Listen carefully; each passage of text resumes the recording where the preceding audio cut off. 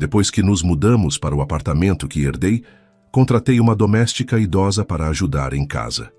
Uma noite, ela entrou na cozinha, mostrou a chave do meu marido e disse em voz baixa: "Isso não é da minha conta, mas seu marido está escondendo algo. Você precisa ver isso com seus próprios olhos." Bem-vindos ao canal Recanto das Histórias.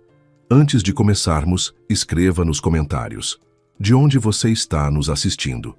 Isso nos interessa muito. Desejamos a você uma boa escuta desta história envolvente. Clara ouviu primeiro.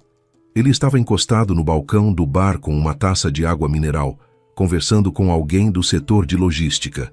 A festa da empresa era agitada, a música tocava alto, os colegas dançavam. Mas aquele homem ficava tranquilamente de lado e sorria como quem não precisa de dança para se sentir bem. Alto, esguio num simples blazer escuro, sobre um suéter de gola alta. Não bebia, não se metia. No centro das atenções, mas mesmo assim, as pessoas se aproximavam dele, cumprimentavam-no, ficavam alguns minutos. Clara trabalhava como analista numa consultoria. Tinha 34 anos e fazia tempo que havia deixado de esperar das festas corporativas, qualquer coisa além de cansaço e ressaca matinal. Mas naquela noite, a colega Natália a puxou pelo braço e disse: "Vem, vou te apresentar ao Rodrigo. Ele é da logística, um cara legal solteiro." Clara tentou se esquivar, mas Natália já a arrastava em direção ao balcão. Rodrigo era daqueles homens que sabem ouvir. Não interrompia, não desviava. A conversa para si mesmo, fazia perguntas e guardava as respostas. Quando Clara mencionou que adorava filmes brasileiros antigos, ele não fingiu que também os assistia, mas disse com honestidade: "Prefiro documentários, mas se você me indicar algo, eu vejo." E viu. 3 dias depois, escreveu a ela pelo aplicativo de mensagens: "Assisti a um dos filmes que você me indicou. Agora, entendo por que você gosta. Quase todo segundo diálogo fala de nós, pessoas de escritório." Assim começou o relacionamento deles. Rodrigo trabalhava como gerente de nível médio. Não era diretor nem dono de empresa, apenas um funcionário comum.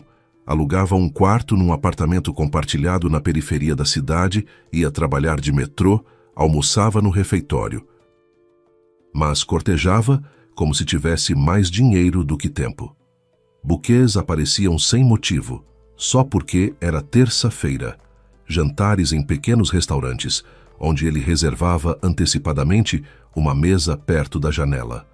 Nos fins de semana, saíam para o campo, caminhavam pela mata, tomavam chá da garrafa térmica à beira do rio e conversavam por horas. Clara não estava acostumada com tanta atenção. Os relacionamentos anteriores terminavam sempre da mesma forma. O homem primeiro encantava, depois esfriava, depois sumia. Com Rodrigo, era diferente. Ele não esfriava. 3 meses. Após se conhecerem, ele chegou à casa dela com uma sacola de ingredientes e preparou o jantar. Almôndegas caseiras, salada de pepino e tomate frescos, suco de frutas. Ficou na frente do fogão com o avental dela, o de girassóis bordados, virando as almôndegas com uma espátula de madeira. "Onde você aprendeu a cozinhar?" perguntou Clara, observando-o da mesa da cozinha. "Minha mãe me ensinou. Ela dizia que homem que não consegue nem fritar um ovo não é homem, é um equívoco. Então, eu me esforcei para não ser um equívoco." Clara riu. Gostava da forma como ele falava da mãe, com carinho, sem afetação. Gostava que ele não se envergonhasse do avental e não considerasse cozinhar algo humilhante. Gostava que, depois do jantar, ele lavasse a louça e limpasse a mesa sem precisar ser pedido.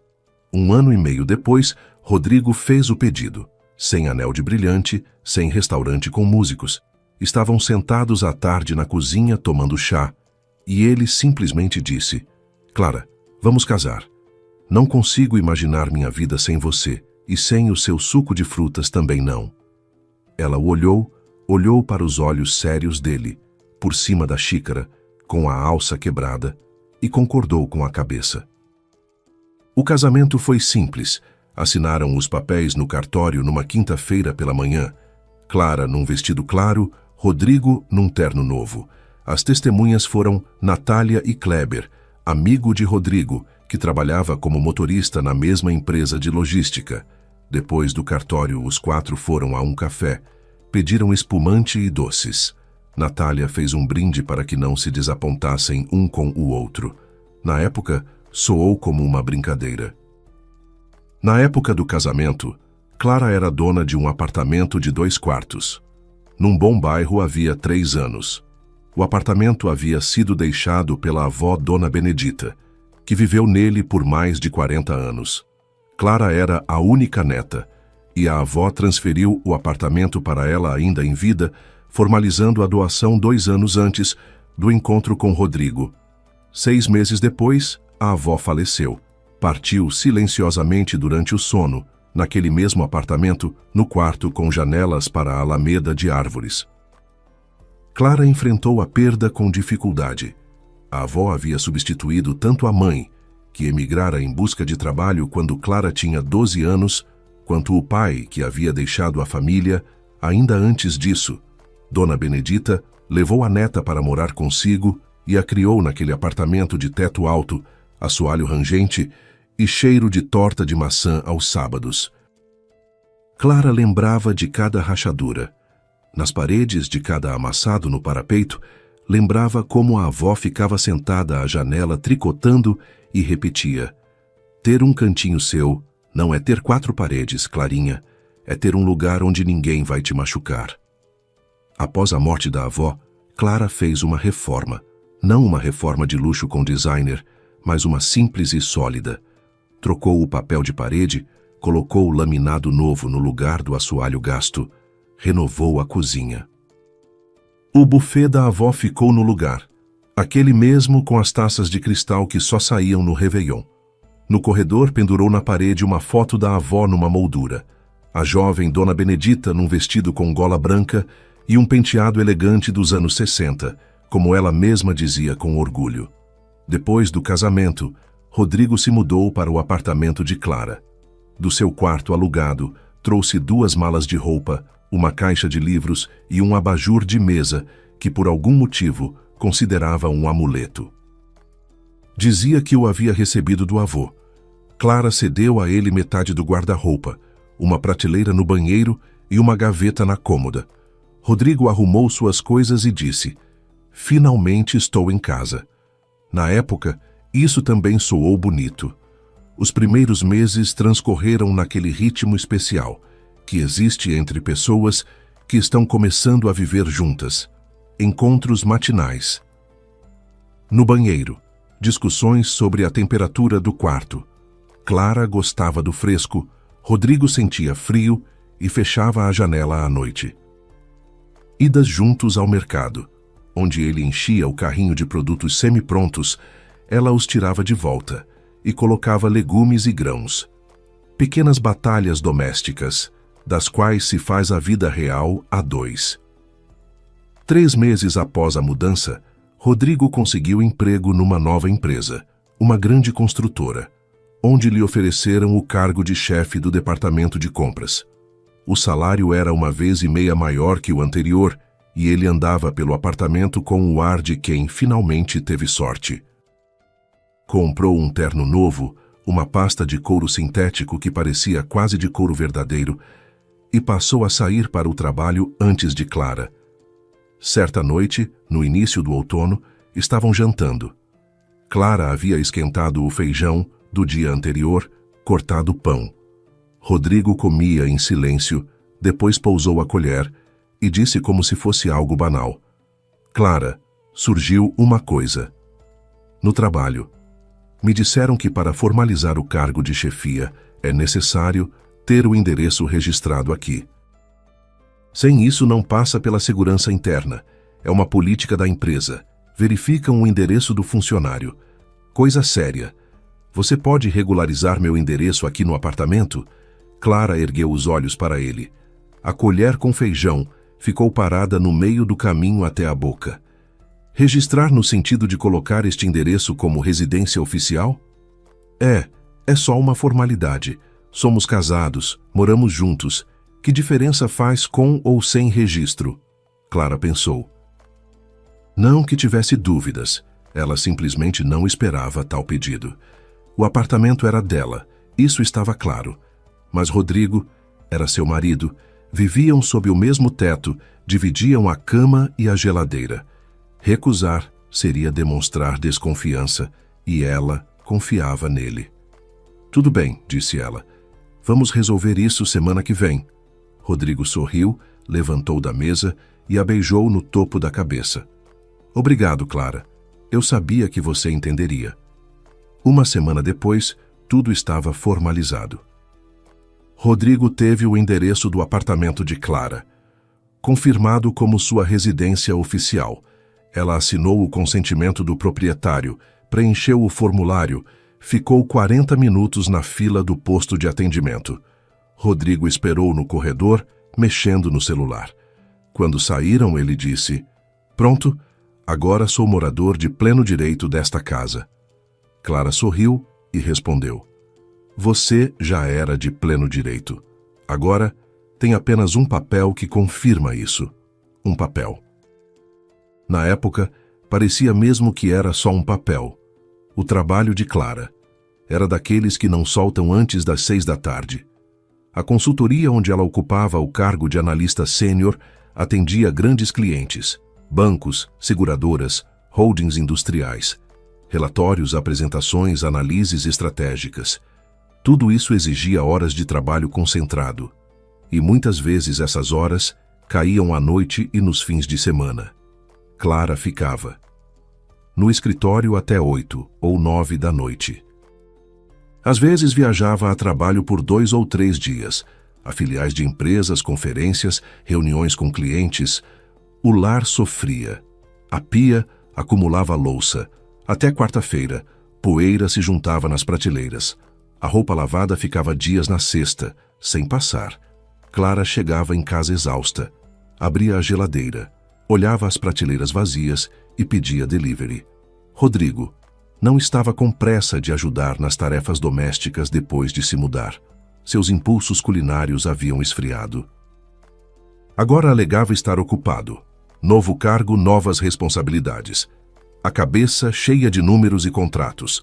Clara não insistia, não queria se transformar numa esposa que fica enchendo o marido de cobranças por um prato não lavado. Certa vez, no almoço no escritório, ela reclamou para a colega Natália, aquela mesma que um dia a havia apresentado a Rodrigo. Chego em casa e parece que passou uma bomba por lá. Não tenho tempo de cozinhar, não tenho tempo de limpar. Rodrigo não move um dedo. Natália tomou um gole de café e disse: Contrate uma doméstica de confiança, não uma menina de agência que vai ficar no celular a tarde toda, mas uma mulher experiente. Tenho uma, Dona Zélia. Ela tem 62 anos, trabalha em várias casas há uns 15 anos. Quietinha, honesta, mãos de ouro. Cozinha também, tanto que meu marido, quando ela vai embora, pergunta: E quando a Dona Zélia volta? Clara anotou o número e ligou naquela mesma tarde. Atendeu uma mulher com voz suave e calma. Combinaram de se encontrar no sábado de manhã. Dona Zélia chegou exatamente às 10. Clara espiou pela janela e viu uma mulher baixinha num casaco cinza entrando no prédio. Abriu a porta, a deixou entrar. Dona Zélia era arrumada, cabelo curto. Os fios grisalhos estavam penteados para trás. O rosto tranquilo, com pequenas rugas ao redor dos olhos. Daqueles rostos que viram muita coisa, mas aprenderam a não demonstrar. Vestia-se de forma simples, blusa limpa, saia escura, sapatos confortáveis sem salto. Ela entrou, tirou os sapatos na entrada, olhou ao redor. Clara notou como seus olhos percorreram rapidamente o corredor, o cabideiro, a prateleira de sapatos, o espelho. Não era um olhar avaliador, era o olhar profissional de quem está acostumado a colocar ordem e enxerga instantaneamente onde ela foi perturbada. Pode entrar na cozinha, disse Clara. Vai querer chá? Obrigada, aceito. Sentaram à mesa. Clara ligou a chaleira, tirou as xícaras. Dona Zélia sentou-se ereta, mãos pousadas sobre os joelhos, sem se agitar, sem se desfazer, em gentilezas, falando pouco, ouvindo com atenção. Quando Clara explicou que precisava de ajuda em casa, faxina, culinária, passar roupa, Dona Zélia assentiu e fez apenas uma pergunta. Quais dias são convenientes para a senhora? Terça, quarta, quinta e sexta, das 10 às 6, se for bom para a senhora. É bom. Combinaram o pagamento. Clara disse o valor.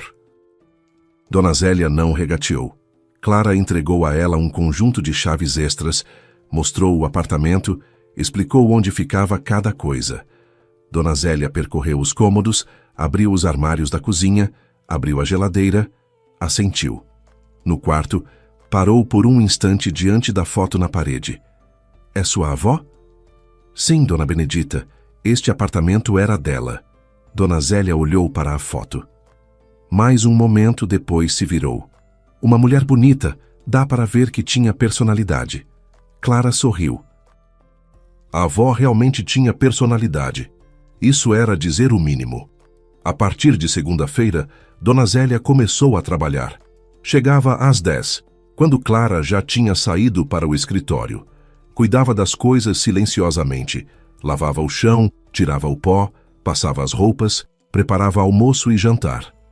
À tarde, o apartamento cheirava a limpeza e comida caseira. Clara voltava, abria a porta e sentia, pela primeira vez em muito tempo, que chegava a um lar e não apenas ao lugar onde dormia. Rodrigo recebeu a chegada da doméstica com tranquilidade. Cumprimentava-a, às vezes, trocavam algumas palavras, mas na maior parte do tempo não lhe dava atenção. Quando trabalhava em casa, ficava no quarto com o notebook e saía apenas para pegar café. Dona Zélia também não se impunha. Fazia seu trabalho e ia embora. 2 indivíduos. No mesmo espaço, cada um ocupado com sua própria coisa. Os primeiros 2 meses transcorreram sem problemas. O apartamento estava em ordem. Na geladeira havia sempre potes com comida pronta. As camisas de Rodrigo ficavam penduradas no armário, bem passadas. As toalhas do banheiro eram trocadas a cada 3 dias. Clara respirou aliviada. Parecia que a vida finalmente havia entrado nos trilhos. Trabalho, lar, marido, ajudante de confiança. Tudo em seu lugar, tudo certo. Ela ainda não sabia que só parecia. O primeiro sinal veio das noites. Antes, Rodrigo chegava em casa às 7. Clara conseguia prever quase que ao minuto, quando a fechadura clicaria e a voz dele ecoaria no corredor. Clara, cheguei. Depois às 7 viraram 8, depois às 9. Depois ele passou a chegar depois das 10, e uma vez Clara. Já estava na cama com um livro, quando ele entrou na meia-noite, cheirando a fumaça de cigarro e ao perfume de outra pessoa. Mas não, Clara. Decidiu que havia se enganado. Fumaça. Sim, Rodrigo às vezes. Fumava com os colegas depois do trabalho. E o perfume? Provavelmente alguém perfumado havia entrado no elevador. Por que tão tarde? Perguntou ela sem tirar os olhos do livro, embora as letras já estivessem se embaralhando diante dos olhos. O projeto está pegando fogo, respondeu ele do banheiro, abrindo a torneira. Compras do próximo trimestre. Os fornecedores estão enrolando. O diretor está nervoso. Você sabe como é. Clara sabia. Ela própria havia trabalhado naquele ritmo quando os prazos apertavam. Por isso, assentiu e voltou ao livro. Rodrigo deitou ao lado dela, virou-se de costas e em 1 minuto já respirava regularmente. Clara ficou deitada no escuro, olhando para o teto. Algo estava errado, mas ela não conseguia formular o quê, como uma leve corrente de ar por uma fresta, que você não vê, mas sente na pele. Depois apareceu o celular. Ou melhor, o celular sempre havia existido, mas antes Rodrigo o tratava com descuido, largava na mesa, deixava no parapeito da janela, esquecia no bolso do casaco. Agora o celular estava com ele o tempo todo, como um órgão adicional. Ia ao banheiro com o celular, ia buscar água na cozinha com o celular, até quando saía para jogar o lixo fora, enfiava-o no bolso traseiro da calça. E mais um detalhe, passou a colocá-lo com a tela virada para baixo. Sempre, na mesa, na mesinha de cabeceira, no balcão da cozinha, com a tela para baixo, como se o celular pudesse revelar acidentalmente algo que não deveria ser visto.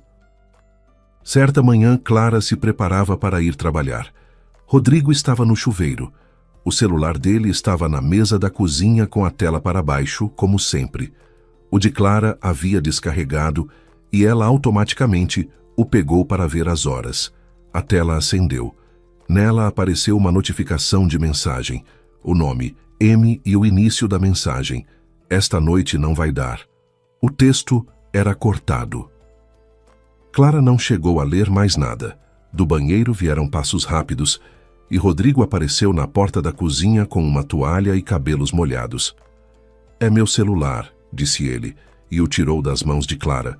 Não foi rude, mas foi rápido, rápido demais. "Eu só queria ver as horas", respondeu ela. "O meu descarregou. São conversas de trabalho. Não mexa, por favor. Temos mensagens confidenciais com fornecedores." Ele disse isso em voz tranquila, olhando nos olhos dela. Depois sorriu, deu-lhe um beijo na bochecha e foi se vestir.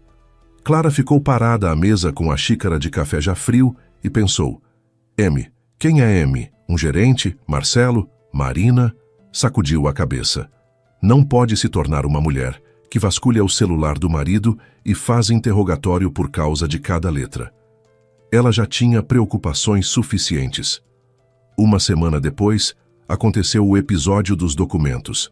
Era um domingo à noite. Clara voltou do mercado, guardou as compras na geladeira e foi ao quarto se trocar. Rodrigo estava de pé diante da cômoda, a gaveta de cima aberta, revistando o conteúdo de uma pasta de documentos. Aquela mesma pasta em que ficavam a escritura do apartamento, a certidão do cartório de imóveis, o contrato de doação da avó, a apólice de seguro e outros papéis importantes. A pasta era azul escura, com as pontas desgastadas. Clara guardava tudo de importante nela, desde os tempos da avó. "O que está procurando?" perguntou ela da porta. Rodrigo se virou.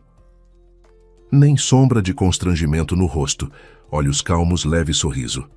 "A carteira do plano de saúde. Amanhã vou ao dentista. Achei que havia guardado aqui. Deve estar no bolso lateral da direita." Rodrigo remexeu na pasta e tirou a carteira. "Aqui está, obrigado." Fechou a gaveta e saiu do quarto. Clara olhou para a cômoda. Tudo parecia normal. A carteira estava de fato naquela pasta, mas algo se fixou. Incômodo, fino como um cisco sob a unha. Ela abriu a gaveta e verificou a pasta. Tudo estava lá. A escritura, a certidão, o contrato. Mas a ordem. Clara sempre organizava os documentos de determinada forma. A escritura em cima, depois a certidão, depois o contrato de doação, depois o restante. Agora a certidão estava sobre a escritura e o contrato de doação havia parado no fundo. Talvez ela mesma houvesse remexido da última vez e esquecido. Talvez. Clara fechou a gaveta e foi para a cozinha cozinhar macarrão. Enquanto isso, no mesmo apartamento, por trás da rotina habitual de panos e panelas, acumulavam-se silenciosamente observações de natureza bem diferente. Dona Zélia notava mais do que compete a uma doméstica. Ela vinha 4 vezes por semana e, em 2 meses, havia estudado o apartamento como os próprios moradores nunca estudam o próprio lar. Sabia qual tábua range na entrada do quarto. Sabia que a torneira da cozinha pinga se for fechada até o fim, e não 3/4 de volta. Sabia que Clara guardava suas joias numa caixinha de madeira, com tampa esculpida na penteadeira, 2 anéis de ouro, uma correntinha com pingente, brincos gotinha com turquesa e um broche em forma de libélula, herança da avó. Dona Zélia limpava aquela caixinha toda sexta-feira e sabia seu conteúdo de cor. Também havia notado um padrão no comportamento de Rodrigo. Nas terças e quintas, Clara saía para o trabalho cedo, às 8, às vezes antes. Nesses dias, Rodrigo ficava em casa alegando trabalho remoto. Dona Zélia chegava às 10 e o encontrava no quarto com o notebook. Mas, por volta das 11, ele saía para a cozinha e dizia sempre a mesma coisa, quase palavra por palavra. Dona Zélia, daqui a meia hora tenho uma reunião online importante. Preciso de silêncio total. Sem aspirador, nada disso. Talvez hoje a senhora termine mais cedo. Eu mesmo cuido do resto depois. Na primeira vez, ela não deu importância. Na segunda, pensou que o homem realmente tinha muitas reuniões. Na terceira, percebeu que ele havia colocado uma camisa limpa e se borrifado com colônia para uma chamada online. Na quarta vez, ela foi embora em silêncio, mas ficou no patamar da escada, fingindo amarrar um cadarço que não precisava ser amarrado. Da porta veio um clique. Rodrigo havia trancado a corrente. Isso era estranho. Dona Zélia sempre fechava a porta com a chave ao sair. Para que precisaria da corrente também? Mas o episódio decisivo aconteceu numa quinta-feira, uma semana depois. Rodrigo pediu de novo que ela fosse mais cedo. Dona Zélia pegou suas coisas, colocou o casaco, pegou a bolsa e saiu. Foi até o seu ponto de ônibus e então bateu na testa, o guarda-chuva. De manhã havia chovido. Ela havia colocado o guarda-chuva dobrável no suporte perto da porta de entrada e esquecido. O guarda-chuva era bom, resistente, com cabo de madeira, presente da filha no seu aniversário. Não queria largá-lo. Dona Zélia ficou parada, pensou, suspirou e voltou. Haviam-se passado uns 15 minutos, pelo menos. Ela subiu ao andar e girou a chave na fechadura. A porta não abriu. A corrente. Dona Zélia tocou a campainha. Silêncio. Tocou de novo, por mais tempo. Da porta veio barulho de movimentação. Passos, depois a voz de Rodrigo. Quem é? Sou eu, Dona Zélia. Esqueci o guarda-chuva. Uma pausa. Passos rápidos, agitados. Não em direção à porta, mas fundo no apartamento. Depois novamente passos em direção à porta. A corrente tinou. A porta se abriu. Rodrigo estava no vão, rosto irritado, levemente corado. Eu tinha cochilado, disse ele. O que foi seu guarda-chuva? No suporte perto da porta. Ele olhou para baixo, pegou o guarda-chuva e estendeu para ela. Abriu a porta apenas o suficiente para passar o braço com o guarda-chuva, mas Dona Zélia conseguiu ver o que não deveria ter visto. No chão da entrada, à direita da prateleira de sapatos, havia sapatos. Femininos bege de salto baixo, de couro envernizado. Pequenos, 35 no máximo. Clara calçava 38. Dona Zélia sabia com certeza. Ela mesma organizava os sapatos da patroa na prateleira e havia segurado muitas vezes as sapatilhas e botas dela. Obrigada, disse Dona Zélia, e pegou o guarda-chuva. Respondeu Rodrigo, e fechou a porta. A corrente clicou. Dona Zélia desceu a escada devagar, segurando o corrimão. Na cabeça, martelava um único pensamento: os sapatos. Sapatos bege de tamanho pequeno. No apartamento de uma mulher que calça 38. Não era um engano. Ela não havia se enganado.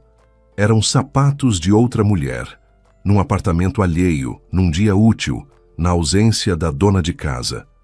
Ela saiu à rua, abriu o guarda-chuva, embora a chuva já tivesse parado, e foi até o ponto. Durante todo o trajeto para casa, ficou em silêncio, olhando pela janela do ônibus. Em casa serviu chá, sentou-se à mesa da cozinha. Pequena, apertada, muito diferente da cozinha espaçosa de Clara, e ficou assim até a tarde. Uma semana depois, numa sexta-feira, Dona Zélia limpava o corredor, passava um pano na prateleira perto do espelho, aquela mesma onde Clara deixava as chaves, as luvas e miudezas.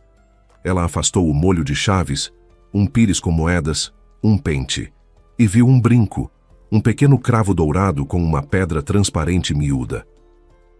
O brinco estava junto à parede, quase invisível na prateleira escura.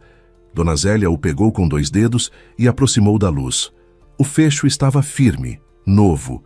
O brinco não era velho nem havia sido perdido há muito tempo. Alguém o havia retirado recentemente e esquecido. Dona Zélia sabia de cor o conteúdo da caixinha de joias de Clara. Cravinhos dourados com pedra não havia lá. Clara, simplesmente, não tinha brincos de cravo. Ela usava gotinhas ou pequenas argolas, porque gostava de como eles balançavam. Esse brinco pertencia a outra pessoa, a mesma mulher que usava sapatos bege, número 35. Dona Zélia pousou o brinco de volta na prateleira, mais junto à parede, no lugar onde estava. Terminou a faxina, lavou o chão, preparou legumes refogados com frango para o jantar, deixou a panela no fogão e foi embora. Durante todo o trajeto para casa ficou pensando, falar ou calar? Ela trabalhava naquela família, recebia dinheiro pela limpeza e culinária, não por espionar os maridos alheios. Talvez a situação tivesse uma explicação, talvez fosse uma amiga de Rodrigo ou uma parente. Talvez Clara soubesse e não se importasse. Nunca se sabe como são os relacionamentos das pessoas, mas o coração dizia o contrário. Dona Zélia havia criado 2 filhas, sobrevivido a um divórcio, enterrado o segundo marido, um bom homem que morreu de infarto aos 53 anos. Ela sabia como cheira a traição, não a perfume, mas a essa agitação, a esses passos rápidos rumo ao fundo do apartamento, a essa corrente na porta, a esse irritado "eu tinha cochilado". O momento decisivo chegou 3 dias depois. Numa quarta-feira à noite, Clara estava retida no trabalho e havia avisado por telefone que chegaria às 9. Dona Zélia terminava a faxina, acabava de lavar a cozinha, passava um pano na bancada. Eram umas 7 horas. O apartamento cheirava a produto de limpeza e carne assada que cozinhava lentamente no forno para o jantar. A porta de entrada bateu. Rodrigo havia chegado antes do habitual. Aparentemente não esperava que a doméstica ainda estivesse lá. Ele entrou na cozinha, jogou o molho de chave sobre a mesa e, sem prestar atenção em Dona Zélia, foi direto à geladeira pegar água. Tirou a garrafa, bebeu direto no gargalo, limpou a boca com o dorso da mão e foi para o quarto. Nem cumprimentou. Dona Zélia continuou a limpar a bancada. O pano passou pelo mármore e chegou ao molho de chaves. Ela os afastou mecanicamente para o lado e, de repente, parou. Uma das chaves, aquela mesma da porta de entrada. Ela a reconheceu pela forma. Estava com o painel para cima.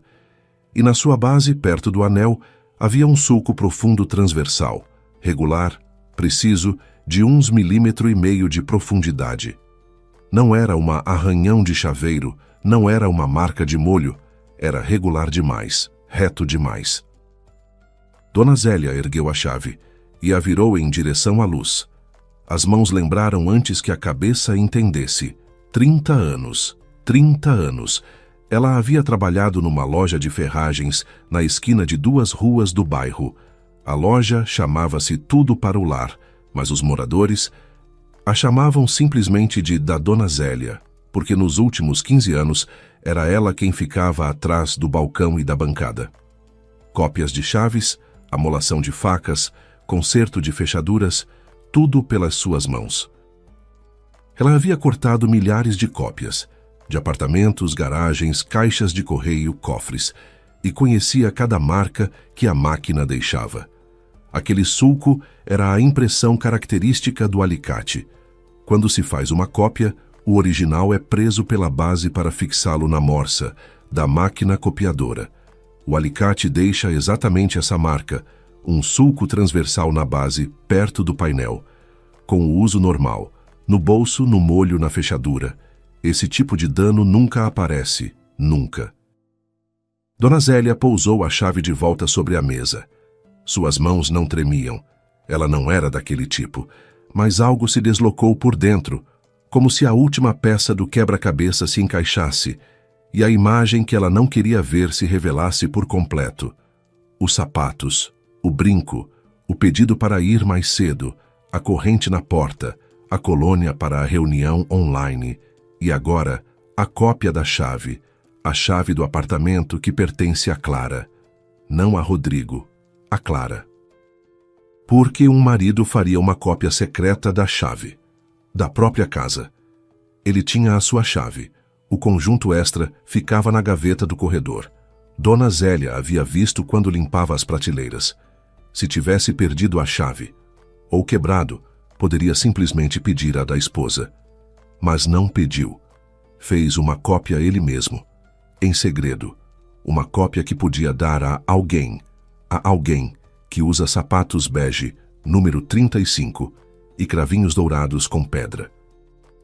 Dona Zélia terminou rapidamente a faxina, enxagou o pano, pendurou no gancho, verificou o forno, baixou a temperatura, tirou o avental, dobrou-o e colocou no armário abaixo da pia, vestiu o casaco e saiu. Rodrigo não apareceu do quarto, não se despediu, não verificou se ela havia ido embora. A porta fechou com um clique suave. Na rua já havia escurecido. Os postes brilhavam, em amarelo, as folhas na calçada reluziam úmidas após a chuva do dia. Dona Zélia seguia para o ponto pelo caminho habitual, pela farmácia, pelo mercado, pelo parquinho, onde à noite geralmente não havia ninguém. Sentou-se num banco perto do ponto e tirou o celular da bolsa. Não para ligar para alguém, apenas para ocupar as mãos. Olhava para a tela escura e pensava. Cada detalhe, isoladamente, poderia ter uma explicação. Os sapatos, uma amiga. Havia passado. O brinco, alguém o havia derrubado por acidente. O pedido para sair, realmente havia uma reunião. A chave, quem sabe talvez precisasse de um duplicado para o trabalho. Mas juntos eles se somavam numa história que Dona Zélia lia não com os olhos, mas com aquela perspicácia que se acumula em décadas de vida perto das pessoas. Ela havia limpado casas alheias por 15 anos, havia visto muita coisa. Viu famílias que se desfaziam diante de seus olhos e famílias que se mantinham apesar de tudo. Viu maridos que mentiam para as esposas e esposas que fechavam os olhos para isso. Havia aprendido a não se meter. Essa é a regra número 1 da doméstica. Você é invisível. Você lava o chão, cozinha, passa as roupas. Você não vê, não ouve, não tem opinião. Mas Clara não era simplesmente uma patroa. Dona Zélia via como ela chegava à noite cansada, sentava-se na cozinha, comia o jantar preparado e sorria grata, quieta, como quem aprecia um cuidado simples. Via como Clara acariciava a moldura com a foto da avó ao passar pelo corredor. Via como ela dobrava as roupas de Rodrigo. Cuidadosamente em pilhas, cada camisa bem esticada. Era uma mulher que confiava, e dessa confiança estavam se aproveitando. O ônibus chegou. Dona Zélia se levantou, guardou o celular na bolsa e entrou. Durante todo o trajeto até casa, ficou olhando pela janela em silêncio.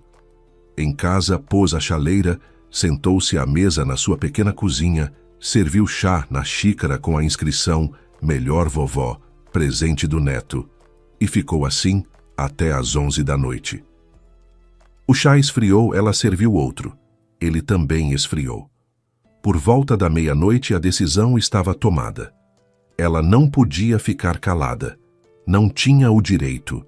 Não perante Clara como patroa, mas perante Clara como mulher que vive no apartamento da avó e não sabe que o marido leva outra mulher para lá e faz cópias das chaves.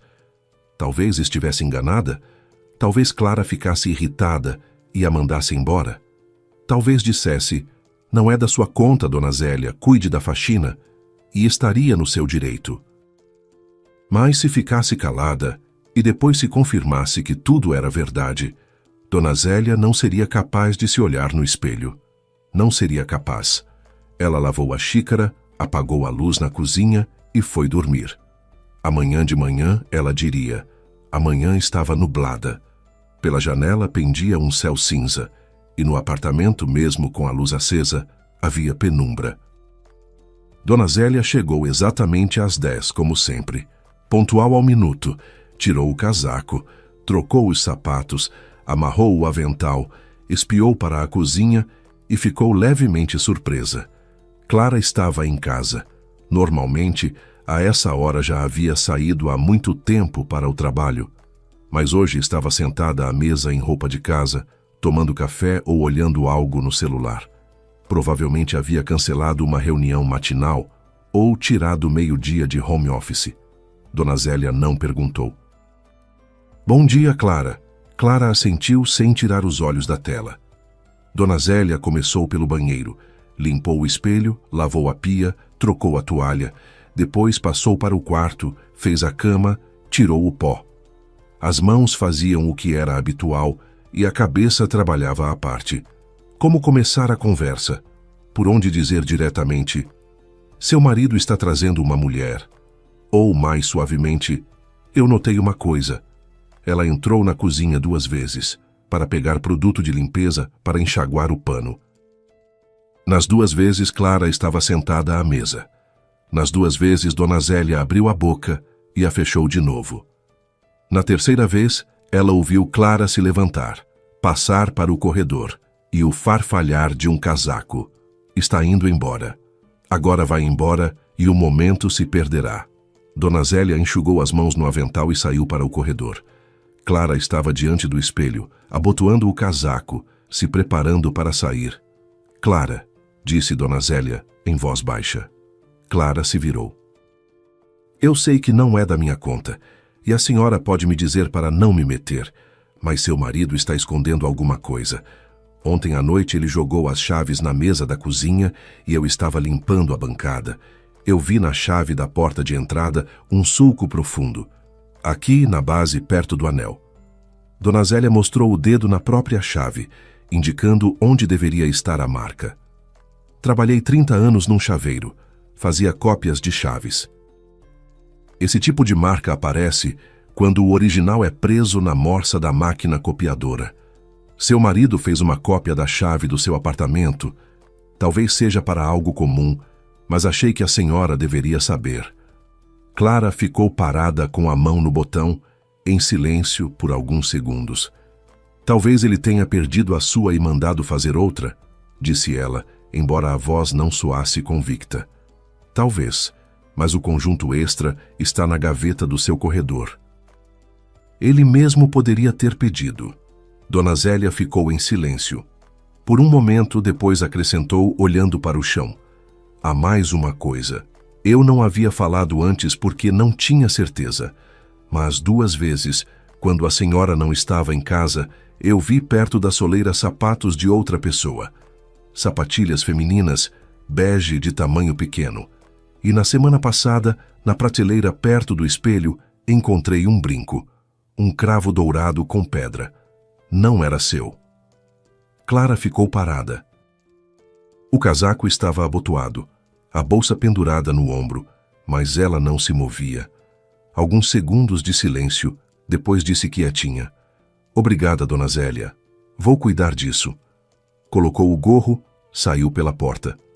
No elevador, encostou-se à parede e fechou os olhos. Durante todo o caminho até o escritório foi em silêncio, sem ligar o rádio.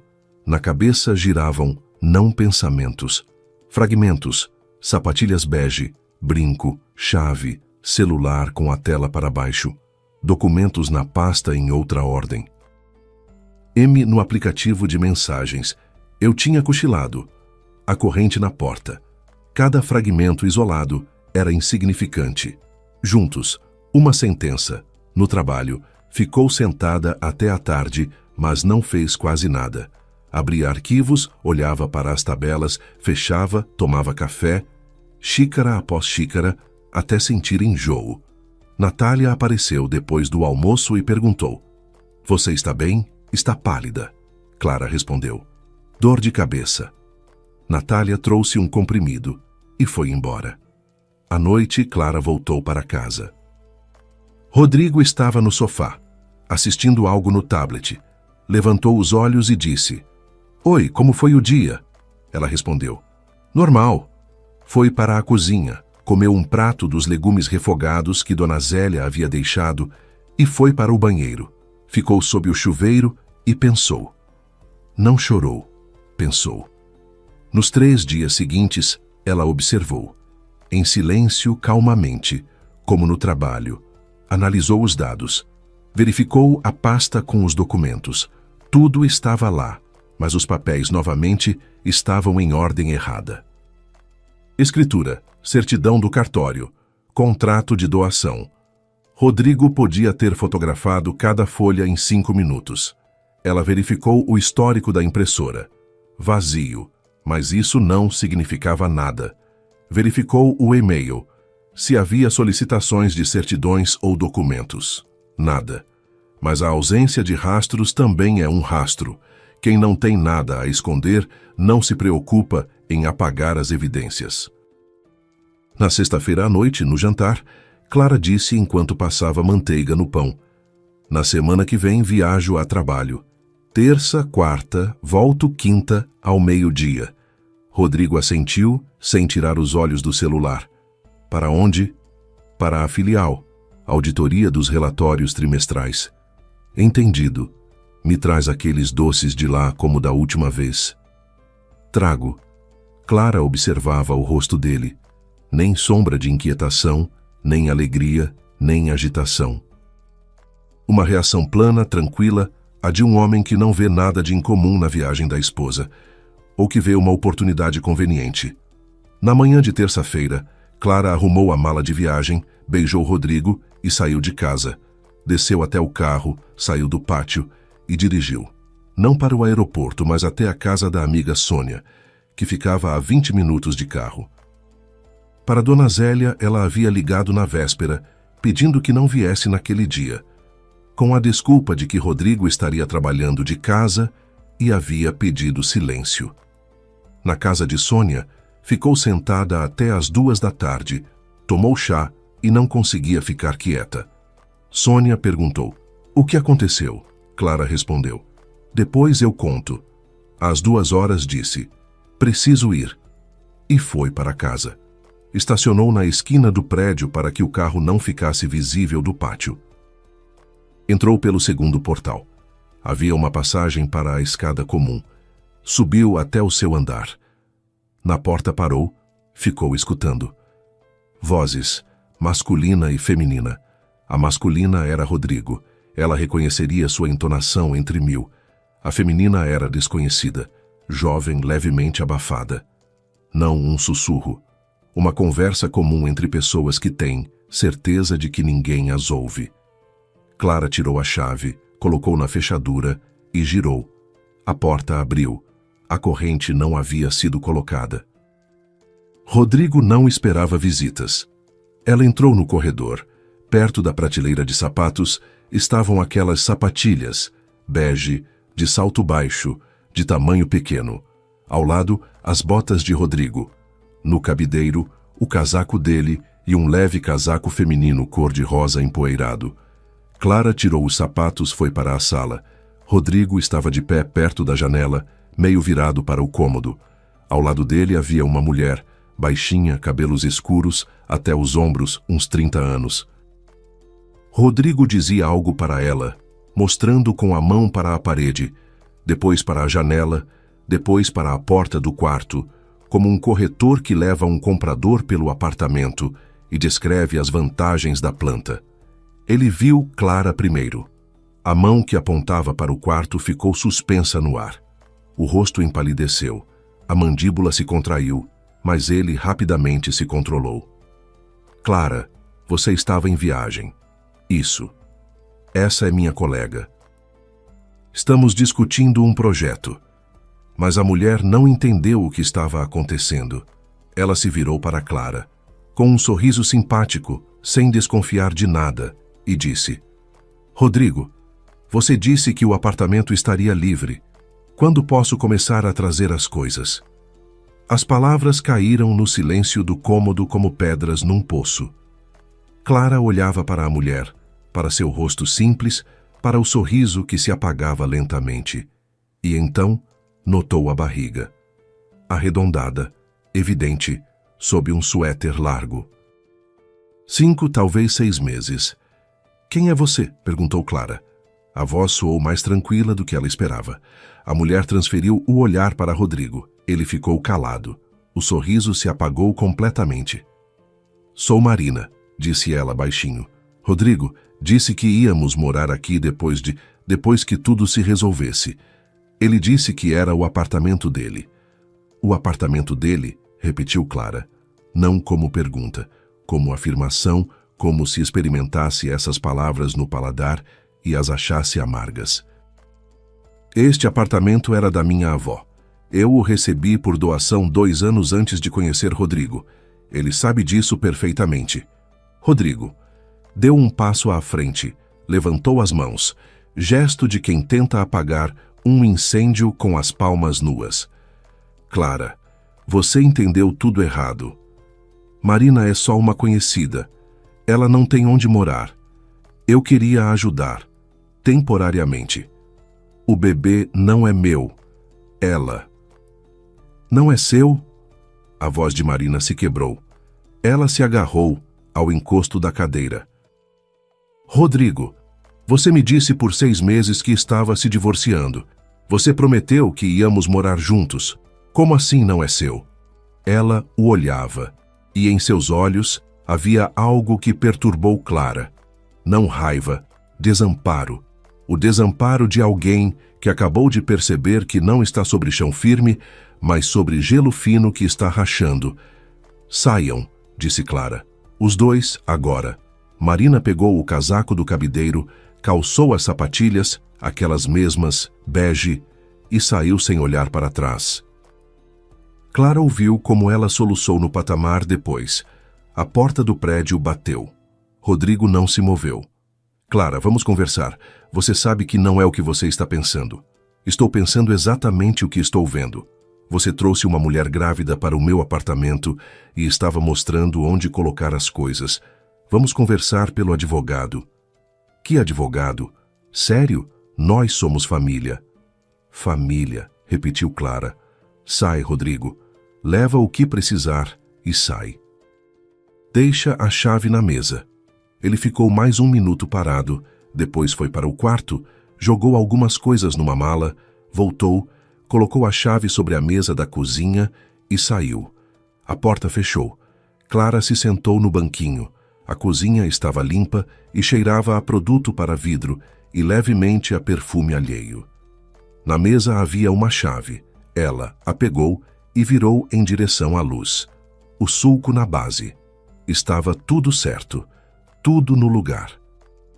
Ela ficou sentada assim, uns 20 minutos, sem se mover. Depois se levantou, serviu um copo d'água, bebeu de um gole e começou a pensar, não sentir, mas pensar, como estava acostumada no trabalho, desmembrando o problema em partes. O apartamento era dela, recebido antes do casamento por contrato de doação. Não era bem conjugal. Isso era um fato. Mas Rodrigo estava com o endereço registrado ali. Ela mesma havia dado o consentimento. Ele havia feito uma cópia da chave e entregado a Marina. Marina estava grávida. Se Clara não houvesse voltado, Marina teria trazido as coisas. Rodrigo teria registrado o bebê, no mesmo endereço, ou seja, ali. Uma criança menor, registrada no imóvel, é uma situação que não se desfaz com facilidade.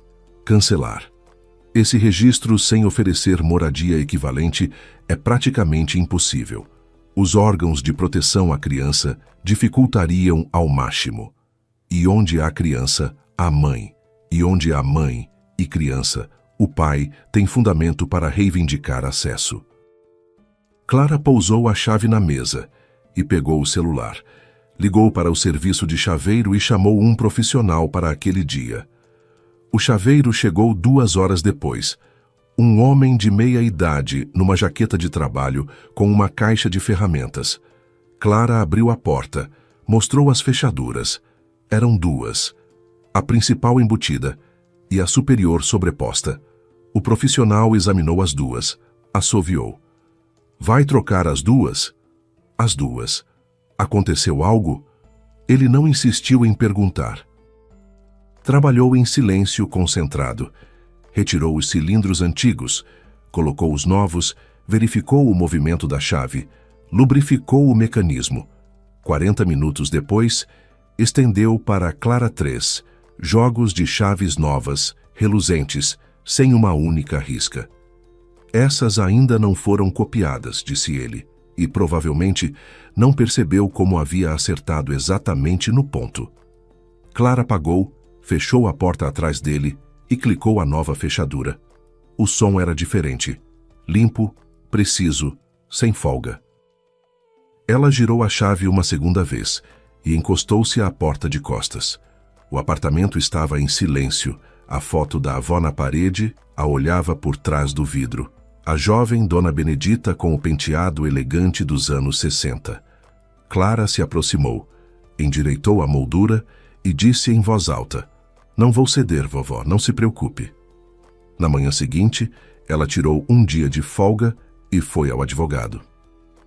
O escritório foi recomendado por Natália, a mesma fonte de sabedoria, que um dia a havia apresentado a Rodrigo e a Dona Zélia. O advogado era um homem magro de uns 50 anos, com óculos de armação fina. Ouviu sem interromper. Clara contou tudo em ordem: herança, casamento, registro de endereço, doméstica, chave, Marina, gravidez. O advogado tirou os óculos, limpou as lentes com um lenço e os colocou de volta. O apartamento é seu patrimônio pré-conjugal. A doação foi formalizada 2 anos antes do registro do casamento. Pela lei, seu marido não tem nenhum direito de propriedade sobre ele. O registro de endereço é apenas a indicação de residência e não uma base para a posse. Mas ele está com o endereço registrado aqui. Pode ele requerer judicialmente o direito de residência? Pode tentar. Mas no divórcio, o juiz cancela o registro do ex-cônjuge se o proprietário se opuser. O apartamento é seu. O casamento foi dissolvido. Não há base para a residência. E se ele houvesse conseguido registrar o bebê lá? O advogado ficou em silêncio por um momento, escolhendo as palavras. Então a situação seria consideravelmente mais complexa. Uma criança menor registrada no endereço. Essa é uma proteção jurídica séria. Cancelar esse registro, sem oferecer moradia alternativa, é praticamente impossível. Os órgãos de proteção à criança ficariam do lado dela, e junto com a criança, teria base para residir a mãe como pessoa exercendo os cuidados. Na prática, a senhora perderia o controle sobre o próprio apartamento, sem perder o direito de propriedade. Viveria no seu apartamento com uma mulher e uma criança alheias, ou não viveria de forma alguma. Clara entrelaçou os dedos sobre os joelhos. O que preciso fazer? Pedir o divórcio e, simultaneamente, o cancelamento do registro de endereço dele. Vou preparar o pedido. Dadas as suas circunstâncias, o juiz ficará do seu lado, sem dúvida. Clara assinou a procuração naquele mesmo dia. À noite, ao voltar para casa, pela primeira vez, em muito tempo preparou o jantar ela mesma, não porque Dona Zélia não havia deixado comida, mas porque precisava ocupar as mãos. Cortou legumes, mexeu a sopa, olhou o vapor subindo acima da panela. O apartamento estava silencioso e limpo. Pela primeira vez em um mês, só dela. Rodrigo começou a ligar no dia seguinte. Primeiro conciliatório. Escrevia mensagens longas, de que Clara havia entendido tudo errado, que Marina era uma conhecida ocasional, que o bebê não era dele, que estava pronto para provar. Clara não respondia. 3 dias depois, o tom mudou. Rodrigo começou a ligar com mais frequência. A voz nas mensagens foi ficando mais dura. Você não tem o direito de trocar as fechaduras. Meu endereço está registrado neste apartamento. Pela lei, esta é também a minha casa. Vou recorrer ao tribunal. Tenho registro aqui, e você não pode me colocar na rua. Você vai se arrepender disso, Clara. Não pretendo simplesmente ir embora. Clara enviava cada mensagem para o advogado. Ele lia, sacudia a cabeça e dizia: que escreva, tudo isso vai para o processo, não há nenhuma base para a posição dele, apenas emoções e blefe. Uma semana depois, Rodrigo tentou vir ao apartamento. Clara estava em casa. Ouviu a chave girar na fechadura sem abrir. Depois a campainha. Ela se aproximou. Olhou pelo olho mágico. Rodrigo estava no patamar com uma mala a tiracolo, rosto irritado, vermelho.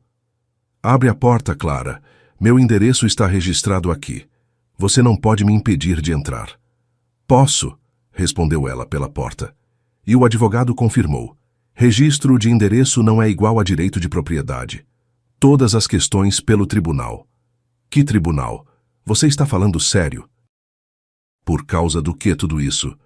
Você sabe por causa do que. Sai, Rodrigo. Ele ficou mais um minuto, depois deu um soco na porta, não forte, mas de impotência, e foi embora. Clara ouviu os passos na escada, depois a porta do prédio bateu. Ela se afastou da entrada e sentou no banquinho do corredor. As mãos tremiam, não de medo, mas da tensão que havia guardado dentro de si durante todos aqueles dias. O julgamento aconteceu 2 meses depois. O advogado havia preparado tudo impecavelmente. O contrato de doação, confirmando a aquisição pré-conjugal do apartamento, a certidão de casamento com data posterior à da doação, o pedido de cancelamento do registro de endereço. Rodrigo compareceu com seu próprio advogado, um jovem de terno amassado, que tentou argumentar que o registro de endereço dá direito de residência, que seu cliente havia investido na reforma e na manutenção do apartamento, que o despejo violaria seus direitos constitucionais. A juíza, uma mulher de uns 60 anos, com o olhar cansado mas atento, ouviu os 2 lados e fez a Rodrigo uma única pergunta. Você contribuiu financeiramente para a aquisição deste apartamento? Não, mas fiz reforma por conta própria. Paguei as contas de consumo. O apartamento foi recebido pela autora por contrato de doação antes do casamento.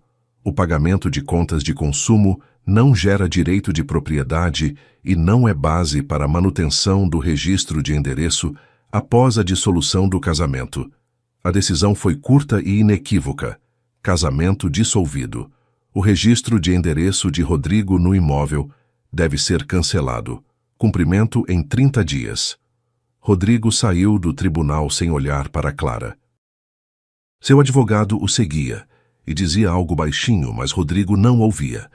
Clara ficou no corredor do tribunal, apertando contra o peito a pasta com a decisão.